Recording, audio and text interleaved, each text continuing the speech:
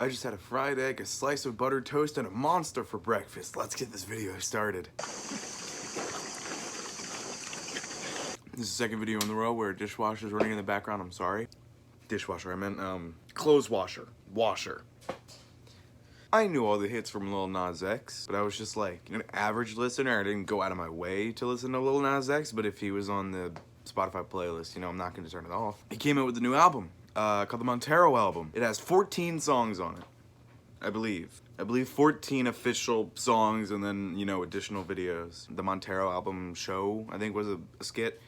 Lil Nas X giving birth. I will be ranking the Montero Album song by song using this list. Oh, never mind. Using this list. It's a list 1 through 14. I will be listening to the songs in reverse order of the Montero Album playlist on the Lil Nas X channel. Because I know they put some bangers in the front of the album, so I kind of want to leave them for later. So I'll be reacting to the last one in the album first, and the first one in the album last. After I hear each song, I will be putting it up on the list, and when I do that, I cannot move where that song goes on the list until after the whole album is reviewed, where I have a secondary list where I will be able to move things around and change things and see how they differ from the initial listing. Most of this is gonna be off camera, but I mean, you're technically still gonna see my reaction, so shut up. I didn't mean that, I'm sorry. So as you saw the title card, I just listened to Am I Dreaming? This one had a nice vibe to it. There's nothing too extravagant. This one hit me. I feel like it did for a lot of people, just as a 2000s kid myself. Growing up side by side with Miley Cyrus and to hear her now plead at me to not forget her with Lil Nas X in this beautiful harmony. It really, really was a beautiful song. The ending of the song, the jumping in the pool, or lake, body of water, and the thunder striking morbidly reminded me of the that one scene in the last season of BoJack Horseman, if you know, you know, which kind of does fit the vibe of the song. As to where I would put it on the ranking, that's hard. Why is it this hard already? It's the first one. I'm going to put it on the first half. Right now, it's gonna get a 7. Am I Dreaming? Number 7. Next up. Next on the list is Life After Salem. I like this one as well. I should mention that I like all of these. I actually love all of these. But this is a ranking. I do have to compare them. Life After Salem had this overall gloomy vibe to it, and I feel like it would be a lot lower on this list if it wasn't for the what you want from me. Just that emotion in that chorus. And the guitar solo that sounds like it would be straight out of Green Day, which I love. But on the ranking, I'd say it would go in the latter half. It's not a song that I necessarily get lyrics stuck in my head from, like I do with like Industry Baby or Lost in the Citadel. But it's definitely not the worst on the album. I would say 11.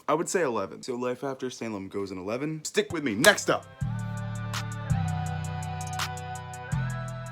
Ooh, we might have some conflict here. So as you saw, the next was Don't Want It. And this song was a lot more upbeat. I really like the beat. I really like the vocals. I could definitely picture it being played at a party. I like the little breakup in the middle of the song about all the awards that he's won. I do wish it was like a verse longer, which is like the best criticism you can ever give, because it's like, I like your song so much that I just want to hear more of it. Now, here's the conflict. I'm already starting to see a little bit of flaws in my list already. I'll walk you through it. So I was thinking it's definitely better than Life of Salem.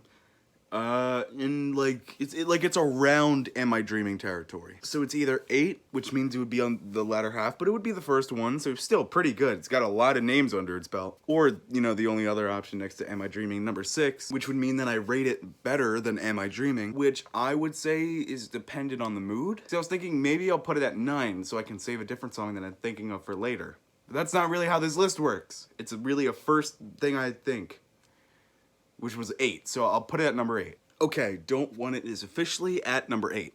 Next up.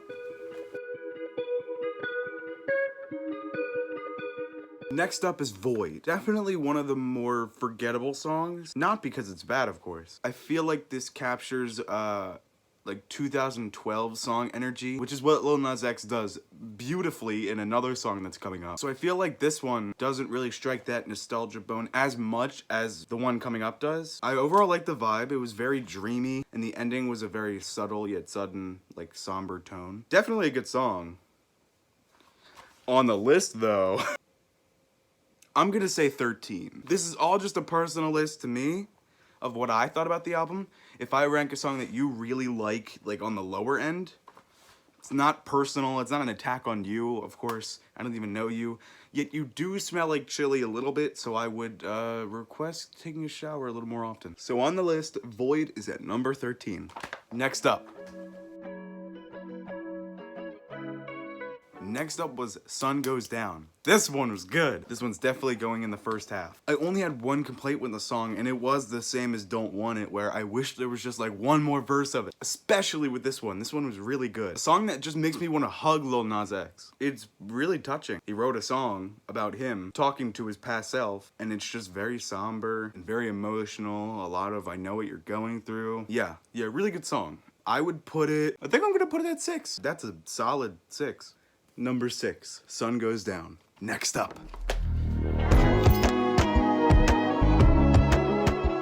Next up, Tales of Dominica. One of my favorites. It's just so emotional and so personal. And Lil Nas X, he has this thing like once he picks a vibe, he can stick through with it. Like the feeling doesn't get lost throughout the tune. I feel like the length of the song was great. The instrumental at the end, ending the whole thing very calmly, very good. You know, I also feel like Lil Nas X just put his heart into this one. I would definitely rank it in the top 5. I'm gonna say 4. Tales of Dominica, number 4. Next up.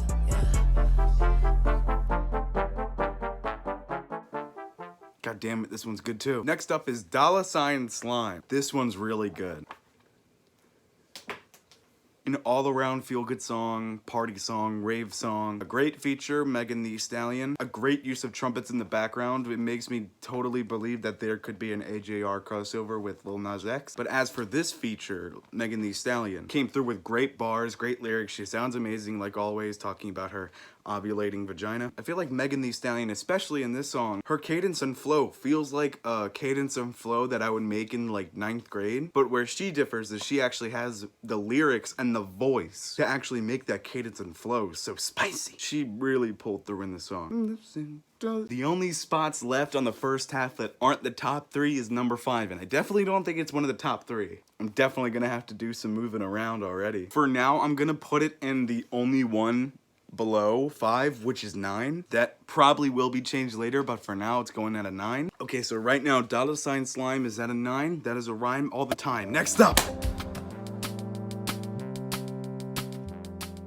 up was Lost in the Citadel, one of, again, my favorites. This was the song I was talking about how Void tried to do. This song just feels so nostalgic. It feels like I searched up an old 2012 song to listen to feel nostalgic for my childhood. But it got released not even a week ago. The emotion he captures in it, kind of bleak song, you know, about how like all the days are blending together and he put all this passion and emotion into this one person and they didn't really treat it like it was anything special. Which I feel like that situation came to a a lot more after the pandemic. Like the pandemic really messed up some people's social interaction skills. But it could totally be possible that the song that he's writing is about a situation that happened before the pandemic. Could be the case. I think this has to go in one of the top 3 for me. It's just such a bop, dude.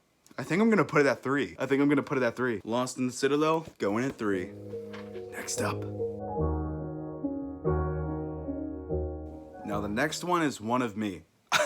Now, I have some things to say about One of Me. This one I'm gonna have to put in the latter half, and probably the latter half of the latter half. It wasn't as forgettable as Void. Like, as soon as I put the song on to listen to it again, I immediately, like, knew where the lyrics were. They came back to my head. And I think the message is great, you know? Like, a bunch of these people on the internet saying, like, oh, I'm gay, or I'm black, therefore, I know what you should do. I know what every gay person or every black person wants from you in music. See, I'm one of you, I can tell you what to do. It's a good message to, like, don't listen to those people. And Elton John being a feature on it is amazing. When I saw that 3 days ago when that video first came out and I saw featuring Elton John, I went, Elton John? Like, out loud. But here's the thing. He was featured with his instrumental talent. And I know it's getting to a point in society where you can also say this about voices, but I feel like a feature with someone just playing an instrument, it's just like not as cool. This is just my opinion, of course. It's just like, we're at a point now that music can be tampered with in so many ways, where like an instrumental feature isn't all that interesting because a computer could easily do the same thing. You know, like, who's to say that that was actually Elton John? I mean, I know it was. But it was a good song. It's definitely not at the bottom. I would say 12. One of Me going at number 12. The commercials, though, are hilarious. That's weird. Next up. Next up is Scoop, a very hot song, I would say. Not just in visuals, but just like in vibe. Like, I feel like I'm in a sauna when I'm listening to that. Doja Cat's verse on this was very good. That style of rapping really fit her in this song. As always, Lil Nas bringing out with the vocals. While listening to it though, I was just thinking to myself, like, maybe I'm too depressed for this song. Because I'm looking at it, and it's such like a party song, and it's obviously meant to get blood pumping, and the visuals, the music video to the song is CGI models of Lil Nas X and Doja Cat, and I'm just looking at them, because the CGI model is obviously like trying to accentuate their features. Wait, but that's not even the thing, like not even accentuate, just literally represent them into a computer. I'm just looking like, wow, they really do have the bodies of supermodels, you know? And it just makes me think, like, is anyone winning there? Like, I'm not winning. I'm looking at that. I'm getting jealous. They're probably not. I mean, don't get me wrong. Having that body probably feels amazing 24/7. But that's a lot to maintain, you know? On both sides, on Doja and Lil Nas X. And the song just feels so much like a rich person song. I mean, I've definitely felt some feelings that they described in the song. But I'm listening to it, I'm like, yeah, I get it like once every year, maybe? But the song was really good. It's not at 5, and it's not in the top 2. So that leaves 10 and 14, and it's not the last one. So I'm gonna have to put it at 10. Again, things are definitely gonna get changed around, but for now, Scoop is at a good 10. Next up.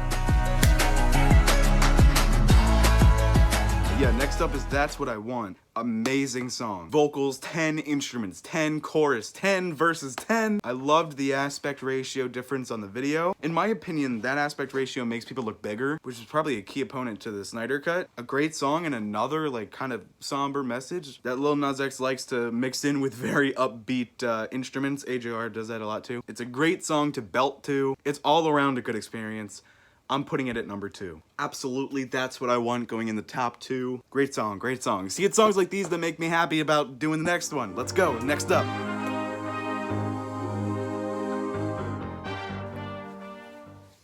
I always take out my earbud and it always falls from my hair.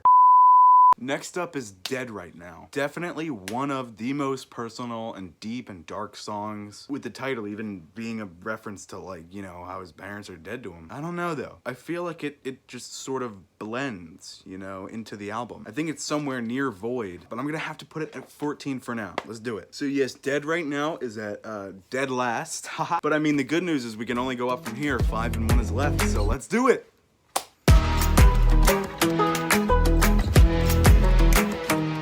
Next up is Montero, Call Me By Your Name. The one that sprang out this entire album. The first one that got so much controversy, more than 1 million dislikes, which by the way just gives him more money if you were to dislike it than if you were to just not dislike it, leave it alone. Your hate contributed to him getting green in his pocket. I just want you to know that. Absolute banger. Deep and dark vocals on this one. The embracement of the homosexual agenda. I feel like there's nothing more that already has been said about this masterpiece of a song. Definitely in the top 5. In fact, I'm putting it at number 5. Montero, let's go. There we go, Montero at number 5, which leaves number 1 at bop, bop, bop, bop, bop, bop.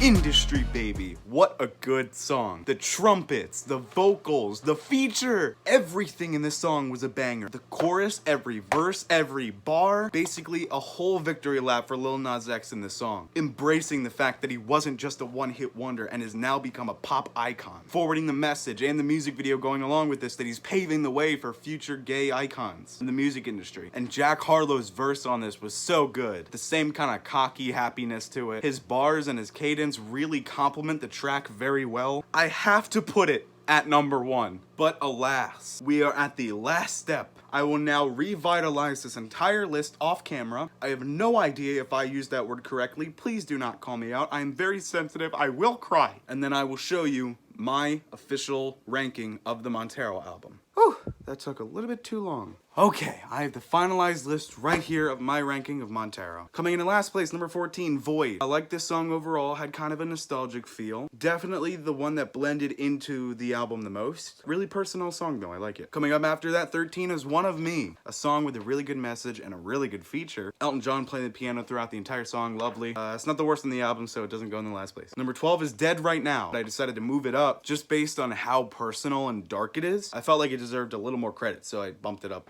couple spaces. Coming up above that is Don't Want It. It was one of the first ones I reviewed on this list, so it was a number 8, but I brought it down to 11. There are just plenty of other songs on this album that enhance that vibe even more. After that, number 10 is Life After Salem. Probably the only reason why I ranked it higher than Don't Want It is because of the What You Want From Me.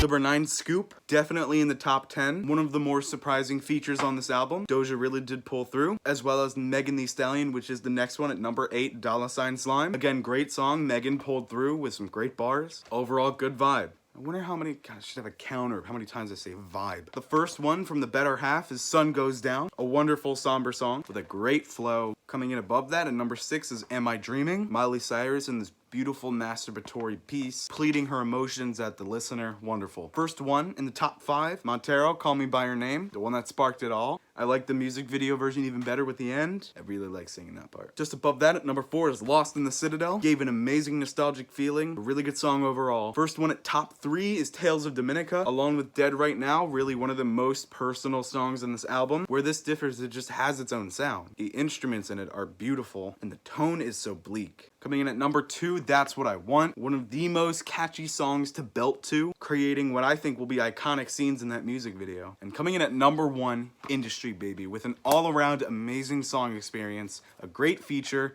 great flow, great track, great music video, great everything. The messages in all these have been really good, and that has been my ranking for the entire Montero album. If you have a different ranking, go ahead, either make your own video, or you could just talk to me. I could discuss on how you're right or how you're absolutely wrong. I'm just kidding, I won't do that, only in my head. Yeah, but I really wish Lil Nas X the best, and here's to another album from him. I mean, I know we're getting one, it's just a matter of when, but I'm excited. Definitely see a nomination for this album, definitely. Thank you for watching this entire video. If you like this video, go check out some more videos that I have. I have quite a bunch. And if you decided you like those too, or if you just like this one so much, you can subscribe. It's free. Did I mention it's free? It's free. One of the best inventions out there to make subscriptions on YouTube free. And you could stop it at any time you want. I mean, even if you subscribe, I'm pretty sure you have to constantly like my videos and click the notification bell. And even then, my videos will only 75% notify you. What matters is that you watch it and enjoy it, and I hope you enjoyed. Thank you for listening. Thank you for watching. Subscribe. My name is Gusty, and go listen to the Montero album again, or maybe for the first time. Go ahead. Absolutely. It's good. I have to pee. I've just been to listen, I've put in one earbud and sat in a chair over there, and I've just been walking back and forth from there and here. It's 6 feet away. I could have, there was no point. Whatever, man, it doesn't matter.